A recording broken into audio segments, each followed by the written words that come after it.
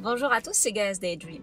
Aujourd'hui, je reviens avec un thread assez particulier parce que du coup, je ne sais pas si on peut le classer dans le paranormal ou juste dans l'étrange. Ce qui est sûr, c'est creepy comme histoire. Donc, juste de vous rappeler de vous abonner à la chaîne, de liker la vidéo si elle vous plaît et de partager si l'envie vous en prend.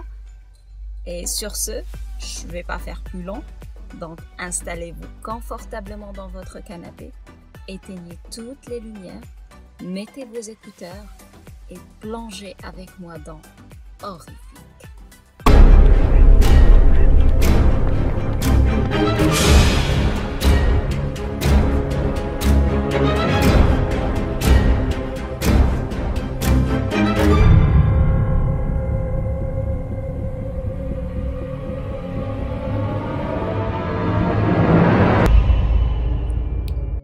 Je vous raconte cette histoire sous couvert d'anonymat, car le meurtrier court toujours et peut se reconnaître.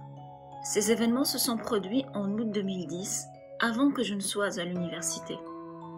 Le lien vers l'affaire en question est dans la description de la vidéo. J'habite à Toronto, au Canada, et il y a un meurtre non résolu depuis 11 ans déjà. La police n'a aucun suspect, ni aucune piste pour cette affaire. Les événements sont détaillés dans l'article en description. Mais pour résumer, une infirmière a été assassinée chez elle et son corps a été jeté dans un marais près de sa maison. L'assassin l'a tuée la nuit de sa disparition et a très probablement conduit une voiture ou une camionnette pour transporter son corps jusqu'au marais et le jeter, parce qu'une camionnette éclaboussée de sang a été retrouvée à quelques kilomètres de l'endroit. La pauvre femme dormait. Elle a été assassinée dans son sommeil.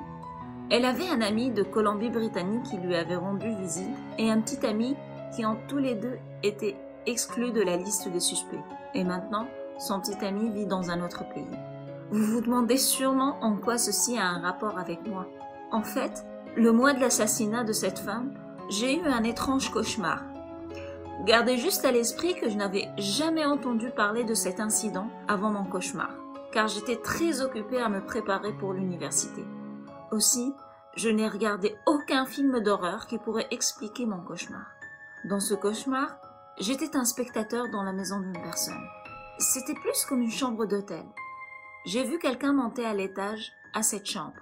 Cet individu s'est ensuite introduit dans la pièce et je l'ai vu poignarder à plusieurs reprises la personne qui dormait dans le lit.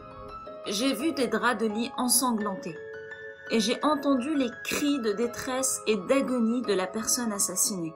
Ensuite, l'assassin a enveloppé le cadavre avec le drap et l'a d'abord caché en dessous du lit, avant de décider de le mettre sur son épaule et de sortir avec.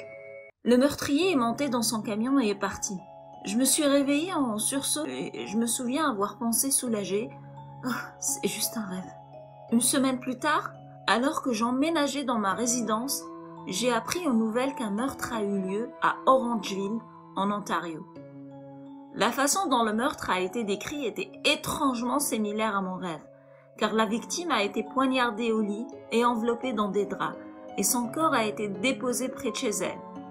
L'affaire m'a intéressée et m'a fait flipper en même temps, puisque j'en avais aucune connaissance auparavant, mais que j'ai eu un cauchemar fortement similaire. La région où les crimes s'est produits est très loin de l'endroit où je vivais et je n'avais même pas de permis de conduire.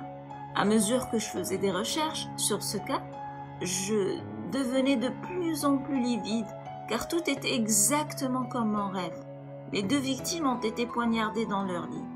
Les deux ont été mises dans une grande voiture ou un camion blanc, comme dans mon rêve. Les deux ont été enveloppées dans des draps.